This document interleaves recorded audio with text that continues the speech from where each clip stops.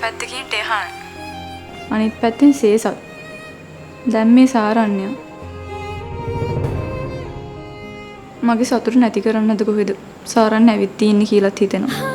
සිංහ ෆර්නිචර් වසර අගවාසී 15%ක විශේෂ වටුමක් සමග අද සේසත් සාරන්නක් ඕඩර් කළා කියලා පීස් එකක් ගෙනාවා.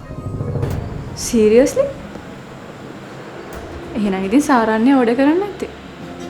අයියෝ නෑ මෝඩියේ. ඒ ළමයට මේ ගෙදරට කෝල් කරන්නවත් ෆෝන් එකක් නැහැ. ඕඩර් කරපු නිසානේ කවි සේසත් උනත් පීස් එක අරගෙන එන්නේ නැත්තේ.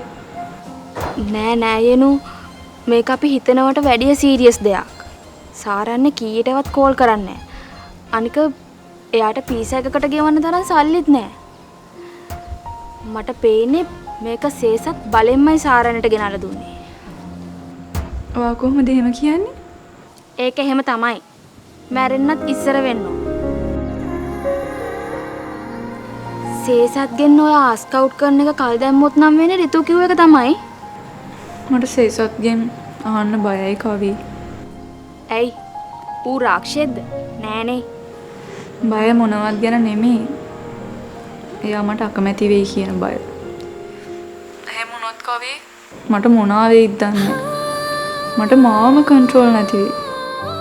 මේ දවල් හීන ගැන කියවන්න නැතුව කියපු දේ කරනවා. අනික ඔයාට අකමැති වෙන්න සේසත් මෝඩෙක් නෙවෙයිනේ. ලස්සන කතා ලස්සන දෙරණෙන්